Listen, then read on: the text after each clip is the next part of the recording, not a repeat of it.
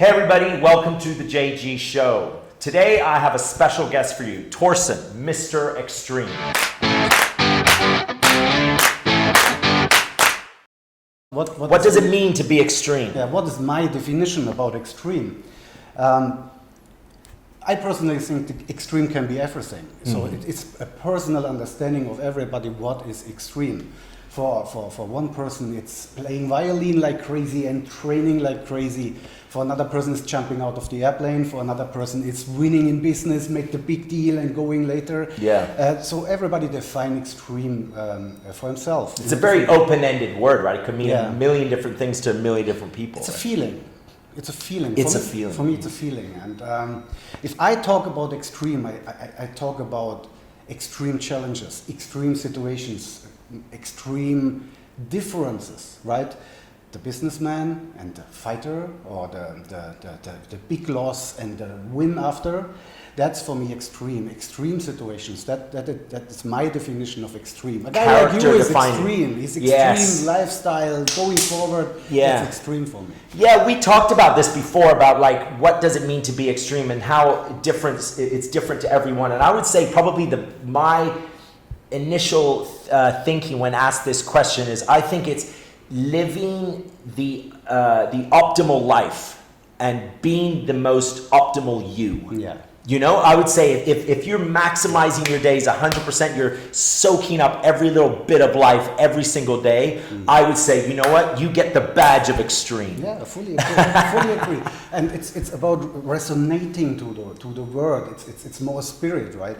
I remember as I was a child, I was reacting on Bruce Lee. It was for me, this guy was extreme. He was fighting, he was going out of the country, made movies. He was a great sports guy. He had a clear mind. He was this is extreme. Clear mind and extreme in sport. Successful this was. And he brought me into the fighting sport. Oh, okay. Bruce Lee. So I'm back in China, right? Hey, in China. I'm back. Now you're in China. Yeah, this is the martial art capital of the world. Yeah. So probably in our next part, we're going to talk about the fighter, Mr. Extreme, the fighter.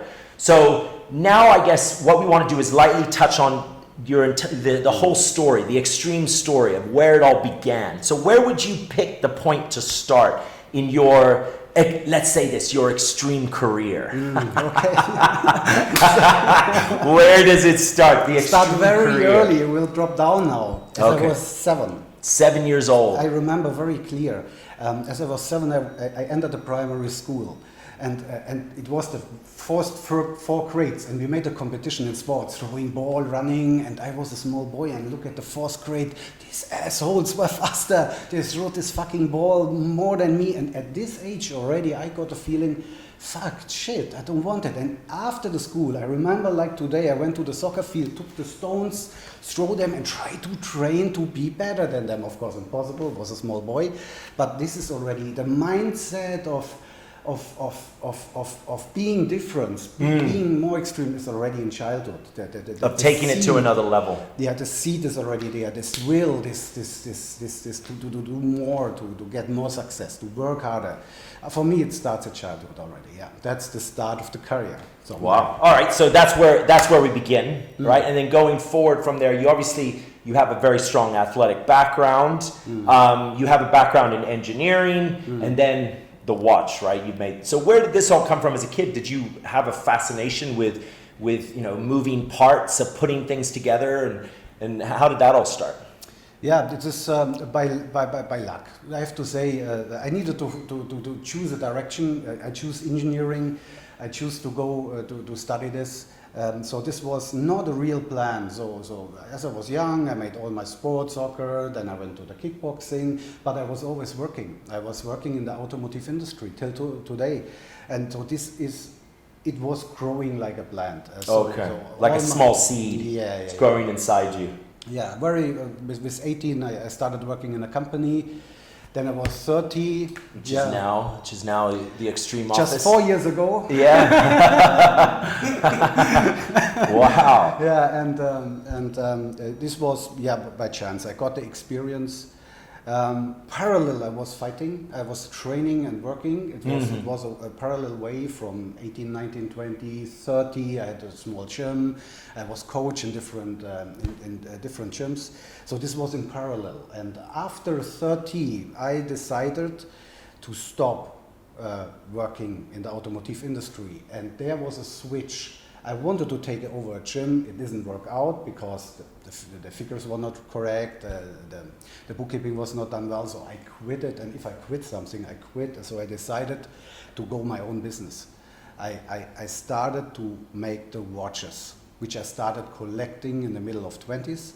And at this point, I decided really to start trading watch parts. So your interest in watches, first and foremost, came from a collector. Yeah. So how does a collector, I mean, you would have to buy expensive pieces, or you would look for certain pieces that are somewhat rare, right? That's kind of how it would work, right? Also, I don't believe in the shot from 0 to 100. Everything goes in a progress. People who think I can make the big deal and I'm rich and I don't need to work anymore, is bullshit. It's not working like this. All the life is focus, work hard, go forward, be focused, be clever, learn your mistakes, reflect yourself, correct what you do wrong. And this was the same in the watches. I started with very cheap Russian watches and went to the pre-owned markets, trading them, handled, and then I bought small brands, bigger brands, and then I bought military watches, getting more expensive. I got a good collection, and after I had a collection, I sold all of it and made my own business. Started trading. So it is a step by step going forward. And it's the same in business and in all passion ways. Sport, business, you have to continually working on your task, on your targets. That's the way to be successful. That's the way to do it. Yeah. So you got watches and and in the automated business, how did going back to you fighting, how does it correlate to you fighting? You've got what part of your brain is working when you're training to fight versus, then, a couple hours later when you're then working with something so small, so intricate, so delicate. And then, in the automated business is exactly the same. Things are very delicate, very precise, right? Yeah. So what sort of correlations did you draw from these two practices? It's two different worlds. Two different worlds, right? Yeah. How did they merge? It's different. It's like a switch over. After I went out of the company, switch. Okay. Fighting modus. And different personality kicked in. Different. Then I focused on sport and was training. Normally it's 3 hours a day. Okay. And next day I came back to the company and switched to the working modus. So that was this time. It was from 22 up to 30. Okay. Interesting. So then obviously going back to you've sold your collection, you build your own business, and this is when you have a passion to build the extreme watch. Is that right? Is that that's where it started? Also, very, very step-by-step progress. I make it short. Collecting, selling collection, starting trading, Switzerland, Germany. I made just parts. Earned a bunch of money during this time, and then I said, okay, I want my brand. I got understanding about this industry, and I wanted to make my brand. This was in 2007. I invested all my money into the watches, and then 2008 came. Okay. Boom! You lost it. Yeah, the banking crisis. Oh, that's right, the crash. Yeah, I was, after 2 years, nearly bankrupt. I remember the day the banks crashed. I invested, had 6 workers, watchmakers, everything. And I was sitting in my chair in the office and I took the phone call. Sorry, order cancelled. Sorry, we cannot do it. Sorry, we don't know what's going on. At the end of this day, I lost, 500,000 US in one day on orders. And then I got up in the evening, I fired 4 people, I quit the rental job, I went to my house, what I had in the basement, and keep running the business as good as it was possible there. Wow. But it was a hill of shit. It was years of shit, really hard to pay invoices. Then one rich guy came, was interested in the product, in the story. I sold my company, could cover everything to 0 at least. And then I progressed 2-3 years, and this was the moment A Chinese guy from Hong Kong came to me, hey, can you help me with the car industry? Can you help me? I was in full shit. And I rejected him many years. I see. And yeah, then... this is where China comes in. China comes in, yeah. And I said, okay, my friend, we do, but I want to be a partner. I work 1 year for you. I work 1 year on commission, and after 1 year, we open a company in Hong Kong if the turnovers turn out like we expect. Yeah, finally, it turned out to very good turnover this year, but he didn't intend to make the company with me. Okay. So I quit this, and then I opened my own company in Hong Kong for the automotive industry, because I saw the business is running. And I think this is also very important. You need people who kind of mentors, who lead you at some points. This is in the watch industry. It was like me, was with me like this. It was in the fighting time. I had always people who I listened to who correct me. So for me, listening is very important for success. You need to reflect yourself. You need to understand your mistakes, and you need to have mentors who really take your hand and say, "Hey, guy, come on, do it like this." That's right. It's very important. Have people that push you, and then obviously push yourself. Right? Yeah. So you had some really low points.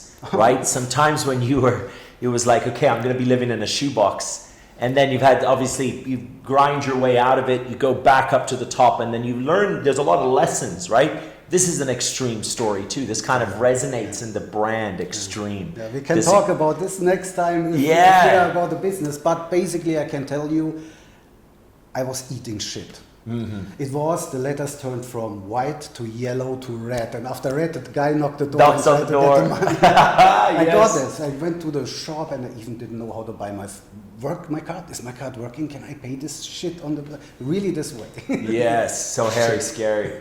It's very character defining, and usually everyone that has a good extreme story, extreme meaning a big low, but then also a big high. They always tell you that. They give you these stories of these days where they just are like, how am I going to get through this day? Like, this is going to be a tough one, right? At this moment, the sports spirit comes back. Yeah. If you're in business, if you're in shit, my health was completely on the ground, 125 kilos. Doctor said, you need to take pills, you have too much water in your body. This guy, I said, what? Pills? I'm 35, what? Pills? Then I ran the gym, 24 hours open, because during the day I was working 16 hours, and I went in the nighttime to start cardio again, because I really was completely down. But then the spirit comes back, childhood, this moment, these big guys in the 4th grade throw the stone more than me. Fuck off, no, cannot work. This comes back. Your competitive side, right? Yeah. You're very competitive. It's very close, the business and sport, very close together. Yeah. The way of progressing is not so far from each other. Okay. Work hard, listen, try to be smart, question yourself. That's the way. So what about with China? When you came to China, you obviously had a passion for martial arts, Bruce Lee and all of this, right? What was your first impression when coming to China? I loved it. You loved it, yeah? I'll never forget, I was landing in Hong Kong, and I was on a lot of exhibitions in Dubai, Abu Dhabi, in Las Vegas. I saw a lot of places, but I came to China. I will never forget. I left the airplane. I saw the people happy, smiling, polite, active, speedy. I loved it. And never changed. Yeah, there's an energy here, especially this city where we're in, Shenzhen, where people are very... it's nobody sleeps here, and it's hard to get very addicted to the adrenaline, the rush, the speed, the how fast things are moving here, all the things that are happening. I know definitely Europe, Australia, the US, there are places where things are so quiet, they're so slow, and it's so hard. It's easier to speed up, but it's very hard to slow down. I think when you have a lifestyle, very fast-paced lifestyle, it's really hard to consciously push yourself to relax, to slow down. It's okay. You don't have to do anything today. You don't have to, So that I can imagine being German, being very high efficiency, right? That's kind of known for Germans, right? It is. You're an engineer, you're a watchmaker, you're a fighter. You come to a place like China, the energy it really syncs probably with your character, your behavior. It's like coming home. Yes. So you came to China. You love China. So, and it's all automotive business at this time, right? When you first came, it's just the automotive industry. Yeah, automotive industry. Yeah, I came to But you handle weren't planning some to projects. stay. You weren't really planning to base here, were you? It was kind of like in and out. No. At this moment, no. I made a company, but my plan was at this moment still to stay in China, but I was traveling a lot. Okay. And then the business got better, and the trips more and more, and more projects to handle here. Then there was the point I said, okay, 2017, I stay. I have to take care here. Bought a small company in Germany to the second stage, and you came over. That was it. Yeah. Wow. Okay. And then finally, I guess, is when you I mean, you already had launched Extreme before that, right? But then bringing Extreme here to China, having this as the headquarters, how did that all take place? It was Extreme. I started to develop the watch in 2010. Okay. At the moment I was in shit because I realized if you are in shit, you made mistakes. So I cannot blame the banking crisis. Yes, of course, the banking crisis. All right, go ahead. So I started to develop it in 2010. As I was very deep in shit because I made some mistakes before.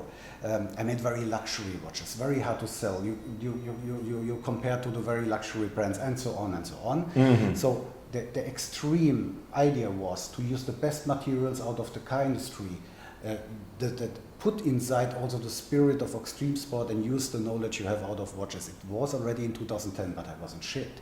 I couldn't realize. I just progressed it over some time, and I invested a lot of time into my automotive company, into stabilize this life back, and all this time I was progressing this till, let's say now or 1 year ago, where I say now the product is ready, now I'm ready, now we can go into the market. Okay. So it was also a step-by-step progress where I see, okay, when is the time, go slowly, go ahead. So that's the thing. So it's also a kind of progress. Yeah, there's a journey there, right? There's a journey there, which has led us to a very powerful, and yet there's so much meaning behind this watch, right? Yeah. So we've got, Mr. Extreme, we've got the fighter, we've got the engineer, we've got the watchmaker. We've done a quick overview of what's coming. We've got, maybe we're going to do a part on the fighter, right? So everyone stay tuned. We can watch Mr. Extreme, the fighter, Mr. Extreme, the engineer, then Mr. Extreme, finally the watchmaker. Sound good? Sound good. All right, stay extreme and stay tuned. Thank you. Cheers.